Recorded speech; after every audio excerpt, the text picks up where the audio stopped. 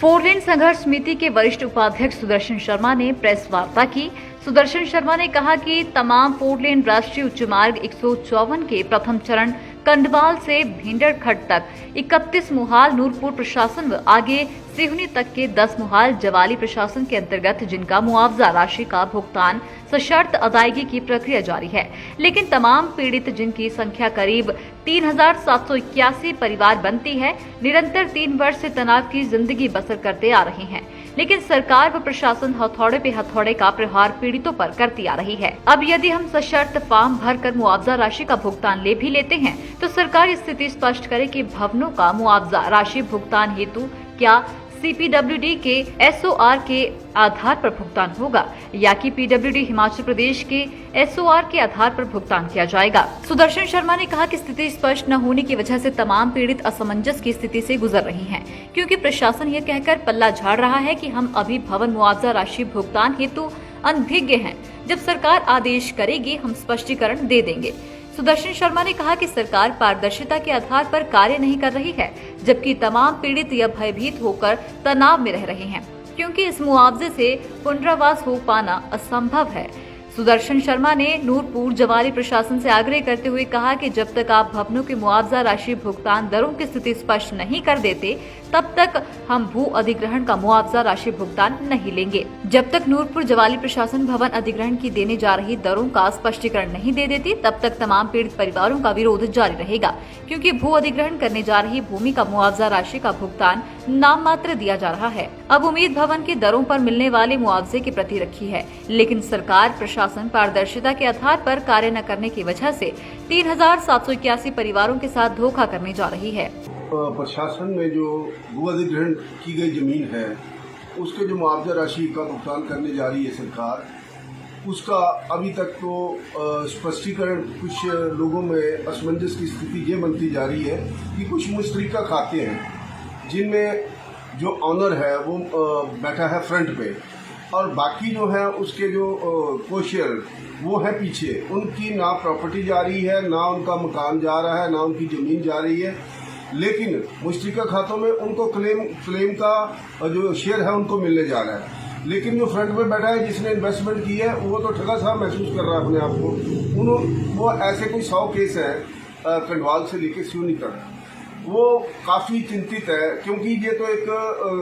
गंभीर परिणाम निकलेंगे इसके, क्योंकि आपस में लोग लड़ेंगे जो कोशिश रह रहे, चाहे वो बाहर के हैं चाहे वो सगे भाई हैं। तो मैं ये सरकार से कहता हूँ कि स्पष्टीकरण दीजिए इसके बारे में, और यदि आप भुगतान करने जा रहे हैं तो ये पहले ऐसी स्थितियाँ जो हैं जिनके गंभीर परिणाम निकलेंगे उनके बारे में पहले विस्तृत जानकारी देकर इसका जो है समाधान निकालें। नंबर 2, जो भवन अधिग्रहण किए जा रहे हैं इसी क्षेत्र के, जैसे कंडवाल से लेकर सिहुनी तक, जिसमें 31 महाल जो है नूरपुर के हैं और 10 महाल जो हैं वो ज्वाली प्रशासन के अंतर्गत आते हैं, तो उनका स्पष्टीकरण अभी तक नहीं दिया है। भवन के क्या रेट लगेंगे, क्या वो सीपीडब्ल्यू एसओआर के आधार पर पेमेंट करने जा रहे हैं या कि पीडब्ल्यूडी हिमाचल प्रदेश के एसओआर जो है उसके आधार पर, क्योंकि पीडब्ल्यूडी और सीपीडब्ल्यूडी के घरों में जो है वो रात दिन का फर्क है। जो इन्होंने सीपीडब्ल्यूडी का रेट जो है वो पहले जो जिसका डीसी कांगड़ा संदीप कुमार जी तत्कालीन उपायुक्त थे कांगड़ा के, उन्होंने निकाला था, वो था 59,000 पर स्क्वायर मीटर वर्ग मीटर के आधार पर। तो जो पीडब्ल्यूडी का है रेट वो है 19,000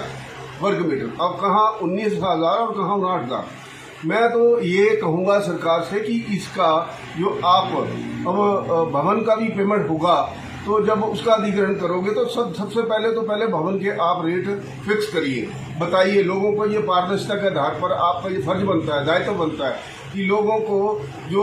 उजड़ने जा रहे हैं वो तो उनको तो पता ही नहीं है कि हमारे भवनों का क्या रेट मिलेगा। यदि पुनर्वास करना भी है तो जमीन का तो आपने देख ही लिया,